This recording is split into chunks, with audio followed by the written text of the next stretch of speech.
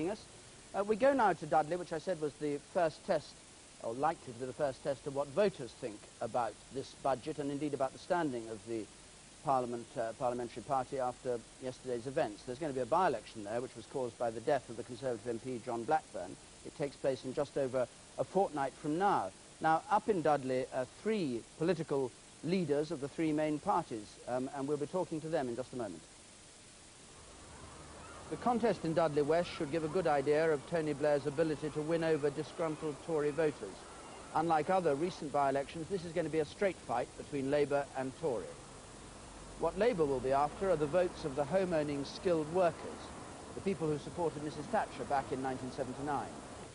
But they've been hit by recession, and the outlook is quite gloomy for the Tories. Labour only needs a swing of 4% to take the seat, and in the past month, they've snatched several council seats from the Tories with swings of more than 20%.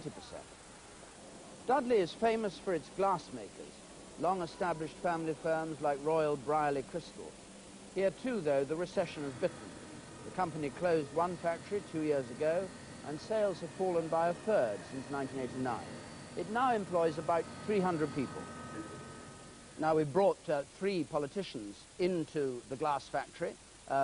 Fred Hunt, who's the Labour leader on Dudley Council, David Cornt, who's the leader of the Conservatives on the council, and Neil Eustace, who's on a Liberal Democrat from Birmingham City Council. David Cornt, first of all, this is a pretty lousy time to have a by-election coming up, isn't it? Oh, yes, I think so. However, we're not perturbed. We'll go out there and we'll fight and we'll put our message over at the best of our ability. And you clearly don't expect to win? I'm not that pessimistic. I'm sure the people of Dudley will listen to the message we're putting over and consider it very carefully before they go out and vote. What's your reaction to the shambolic events of last night and to the government putting itself into the position of being a minority? I think it's not before time that they did it. Well, you'd like them to have had a minority earlier? No, I would have liked them to have pulled people into line earlier and shown a bit of cabinet responsibility and parliamentary responsibility earlier. Were you surprised that it wasn't your Prime Minister but the Chancellor of the Exchequer who did all the work last night? No, I think it was a financial matter last night, and as a financial matter, the Chancellor of the Exchequer should do it. And what impact has this all had on the voters in Dudley? Does it suggest that things are starting to unravel, as Tony King was saying here a moment ago, for the government? I think the effects of last night are far too early to be able to be predictable on the doorstep. I certainly haven't been out on the doorstep today. I've been at work. Fred Hunt for Labour, are you feeling the opposite of what David Cornt is feeling, which is yum yum, what a delicious time to have a by-election? Well, of course, it's been a complete shambles. And of course, we've recently won the two council elections. And what has been happening over the past few years is the Tory government have stopped listening to people. And until they start listening, they don't even listen to their backbenchers. And this is why they're in extreme difficulty.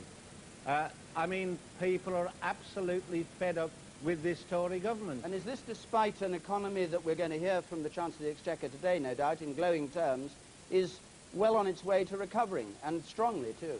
But nobody believes it. You see, the Prime Minister has told lies, the Tory party has told lies.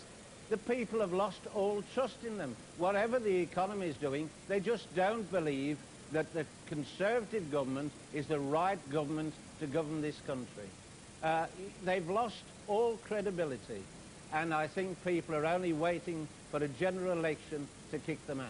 Neil Eustace for the Liberal Democrats, it looks as though you've been rather squeezed in Dudley West. You've fallen in the last three elections, I think, in your vote, and you're really now watching a two-party fight, a rather good test of who will win the next election. Not at all, David. We've found that very many Conservative voters would not be voting Labour with any enthusiasm. They're actually looking to vote for us. And actually, traditional Labour supporters are concerned about their party's policy alterations, which seems to be making them a Conservative Party Mark II rather than a Labour Party. So I think we could see our party collect quite a few votes from both camps, David. OK. Well, just the last word from you, David Cornt. What are you looking for from this budget today? Do you think there's anything in that that can stop Labour getting a 4% swing in their favour? I think the important thing from the budget today is to maintain progress. One of your early interviewers said that things were on the up. I think the Chancellor's got to make sure that inflation remains low, competitiveness remains steady. We mustn't do anything that's going to risk the export-led recovery, and firms like this will be able to continue exporting to the rest of the world. So, no sweets for the electors of Dudley West, simply the message that the thing is going all right.